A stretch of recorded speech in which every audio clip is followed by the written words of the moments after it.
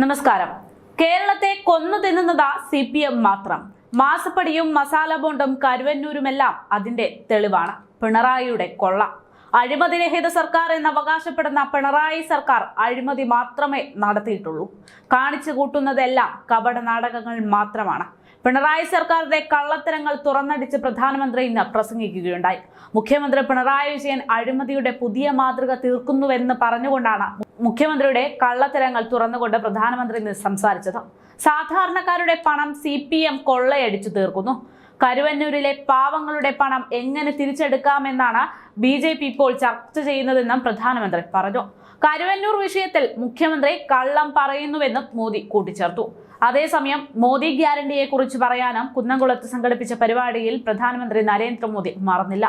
കഴിഞ്ഞ 10 വർഷം ഇന്ത്യ കണ്ടത് NDA സർക്കാരിന്റെ വികസന പ്രവർത്തനങ്ങളുടെ ട്രെയിലർ മാത്രമാണെന്നാണ് പ്രധാനമന്ത്രി നരേന്ദ്രമോദി അവകാശപ്പെടുന്നത്.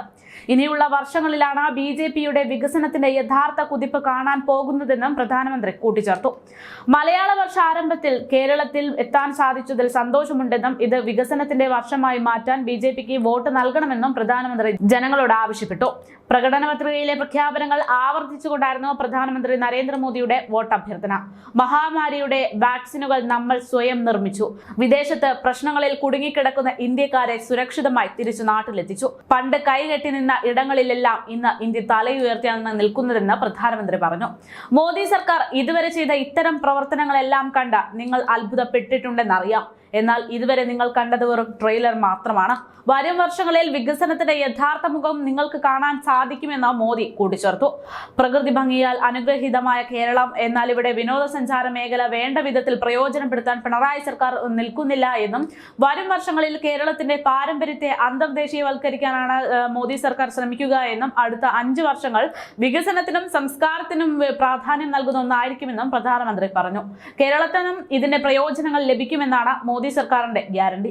ഉത്തരേന്ത്യയിലെ ബുള്ളറ്റ് ട്രെയിൻ പദ്ധതി ദക്ഷിണേന്ത്യയിലേക്കും വ്യാപിപ്പിക്കുമെന്നും എക്സ്പ്രസ് ഹൈവേ നടപ്പാക്കുമെന്നും കേരളത്തിലെ റോഡ് വികസനം വേഗത്തിലാക്കുമെന്നും സ്വന്തമായി വീടില്ലാത്ത വലിയൊരു വിഭാഗം ജനങ്ങൾക്ക് കൈത്താങ്ങായി NDA സർക്കാർ ഉണ്ടാകുമെന്നും അവർക്ക് പ്രധാനമന്ത്രിയുടെ ഭവന പദ്ധതിയിലൂടെ വീടുകൾ വെച്ചു നൽകുമെന്നും പ്രധാനമന്ത്രി പറഞ്ഞു. CPM സംസ്ഥാനത്തെ ബാങ്കുകളെ കൊള്ളയടിച്ച് മുടിക്കുകയാണ് എന്നും മോദി ഇതോടൊപ്പം തന്നെ കൂട്ടിച്ചേർത്തു. ലോക്സഭാ തെരഞ്ഞെടുപ്പുമായി ബന്ധപ്പെട്ട പ്രചാരണത്തിന് പ്രധാനമന്ത്രി നരേന്ദ്രമോദി കഴിഞ്ഞ ദിവസമാണ് കേരളത്തിലെത്തിയത്. ഇത്തവണ മോദി ഗ്യാരണ്ടിയിൽ വിജയം ഉറപ്പിച്ചുകൊണ്ടിരിക്കുന്ന BJPക്ക് പ്രചരണം നടത്താൻ വേണ്ടിയിട്ടാണ് പ്രധാനമന്ത്രി കേരളത്തിൽ ഇപ്പോൾ എത്തിയിരിക്കുന്നത്. ഇത് 5ാം തവണയാണ് കേരളത്തിൽ എത്തിയിരിക്കുന്നത്. എന്തായാലും മോദി ഗ്യാരണ്ടി കേരളത്തിലും ഉറപ്പാക്കുമെന്നുള്ള ഒരു സൂചനയാണ് ഇപ്പോൾ പുറത്തു വരുന്നത്.